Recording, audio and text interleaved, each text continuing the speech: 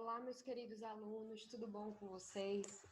Hoje vamos iniciar mais uma aula. Hoje o nosso tema vai ser barroco, né? O período barroco.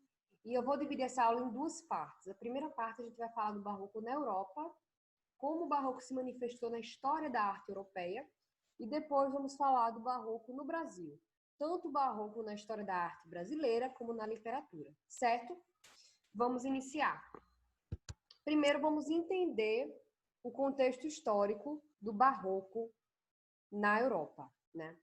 A era barroca, ela iniciou em Roma por volta de 1600, após a Contra-Reforma, com o objetivo de atrair fiéis com a dramaticidade das obras de arte. Então, após a Contra-Reforma, esse momento de tensão entre igrejas protestantes, reformadores e igreja católica, veio, né, a era barroca com esse objetivo de atrair fiéis através de obras extremamente expressivas e dramáticas. O movimento se expandiu por toda a Europa e foi de extrema importância para a renovação estética da arte. Porque a gente entende que na Europa, antes do barroco, veio o classicismo enquanto história da arte. Então, a Europa estava adaptada a um contexto de arte, uma perspectiva artística antropocêntrica. O homem se colocava como o centro de todas as coisas dentro da arte, como Michelangelo retratava isso, Rafael de Sanzio e etc. Então, a era barroca ela se expandiu e renovou a estética da arte, trouxe renovações, mudanças, certo? Muitos artistas europeus foram financiados pelo clero para a produção de suas obras, tendo em vista que a era barroca atraía fiéis com essa expressão de terrorismo, de medo, de pavor de ir para o inferno, né? O barroco trazia duas visões opostas: o antropocentrismo, adquirido no classicismo, e o teocentrismo, recuperado pela Igreja Católica, né? Tendo em vista que era um período assim que teve dois choques históricos: Renascimento, final da Idade Média, Reforma Protestante, muitos episódios históricos que contribuíram para uma arte difusa, para uma arte, em muitos momentos, contraditória, que muitas pessoas não entendiam, né? Então, o antropocentrismo, ele se chocava com essa visão teocêntrica que foi recuperada pela Igreja Católica nesse período de Contra-Reforma. Gente, eu falei na aula passada que o Concílio de Trento, ele aconteceu em 1542, mas não, ele teve seu início em 1545. Só para a gente ter uma noção melhor em questão de contexto histórico, para a gente não errar as datas, e me perdoem por esse erro, certo? A tensão entre as duas visões se refletia também na literatura, e a gente vai ver isso quando analisar a poesia brasileira nessa perspectiva barroca, demonstrando uma consciência atormentada por grandes dúvidas existenciais. E essas dúvidas vinham justamente dessa perspectiva. Existia céu, existe inferno, existe vida após a morte, a igreja está certa, a igreja realmente vai me levar, vai me dar a salvação, vai me trazer a salvação. Então, essa tensão, ela se refletiu muito na literatura, na perspectiva artística também.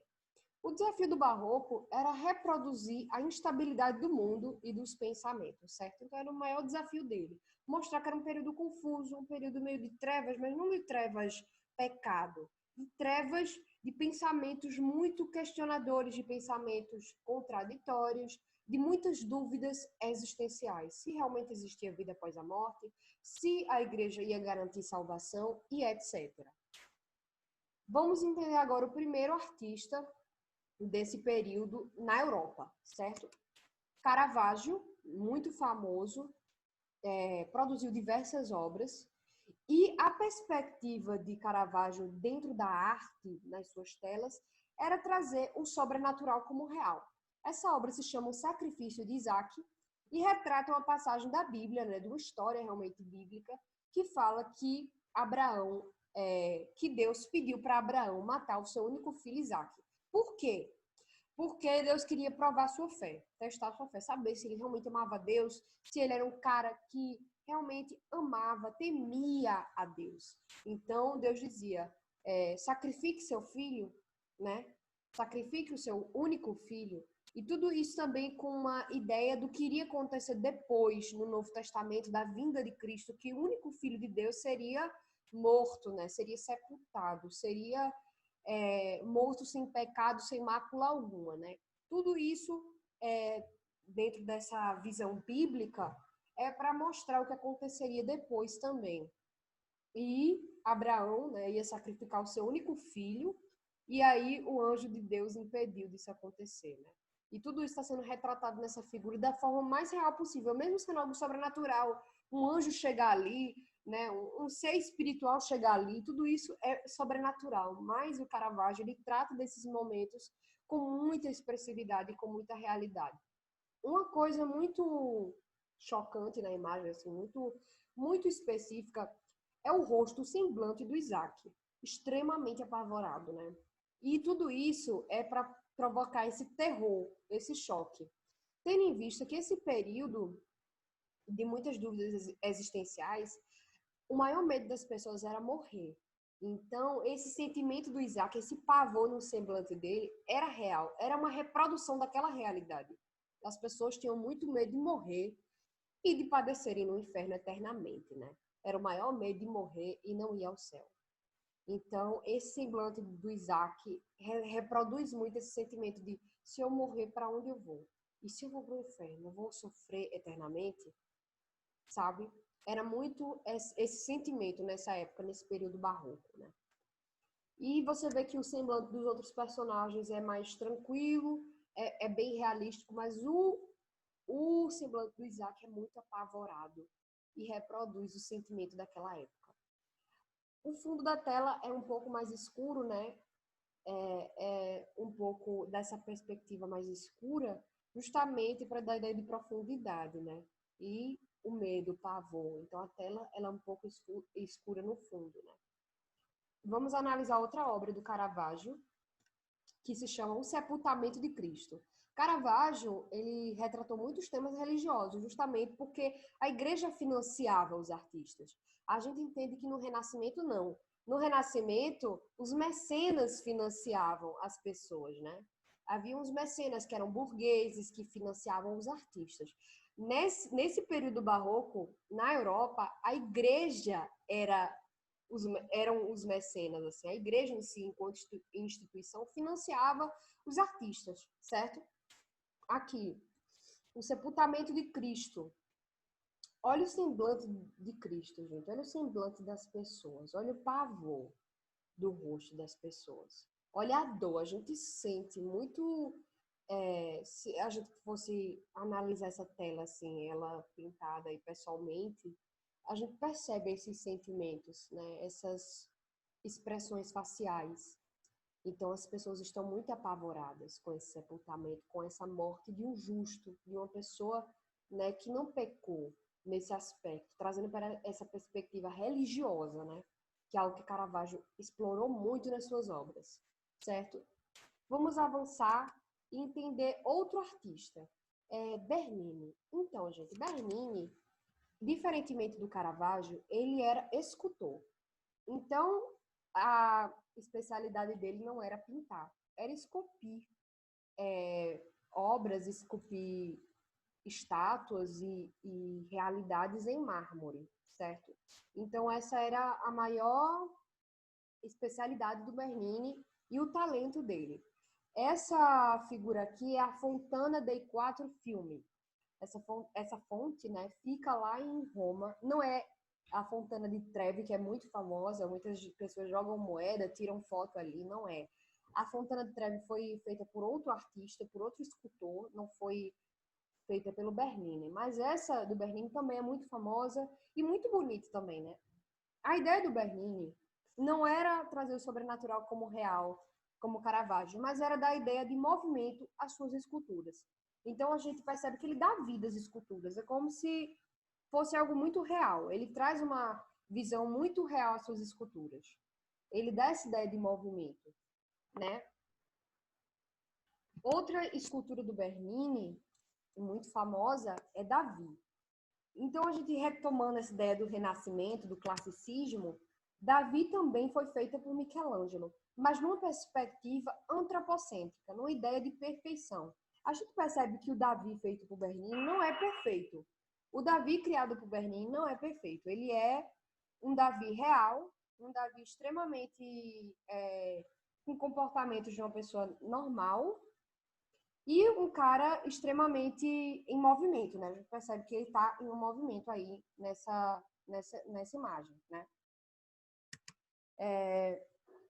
Velázquez, então, gente, só para voltar um pouco, essa comparação é justamente para a gente perceber a diferença entre o Renascimento e o Barroco, né? Quais seriam as diferenças vistas durante esse período na arte? Então, a escultura feita por Michelangelo tem essa perspectiva mais antropocêntrica, mais perfeita. Esse Davi do Bernini não é perfeito, ele não tem um corpo perfeito, ele não tem o semblante perfeito, ele não é estático, ele está em movimento, ele é como se tivesse o comportamento humano, ele dá uma humanidade à sua escultura, uma expressividade, um comportamento mais real e mais provável.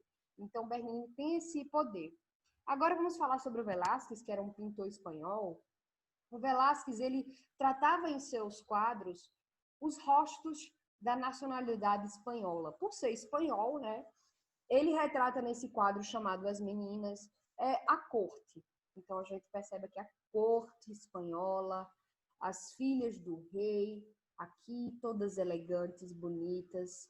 A gente vê um cachorrinho também aqui, para ver por uma visão geral o quadro.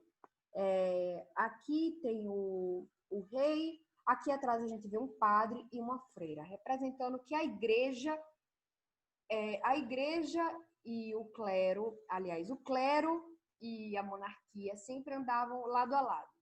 A igreja e a monarquia sempre estavam em conjunto, né? Não podiam estar separadas, né?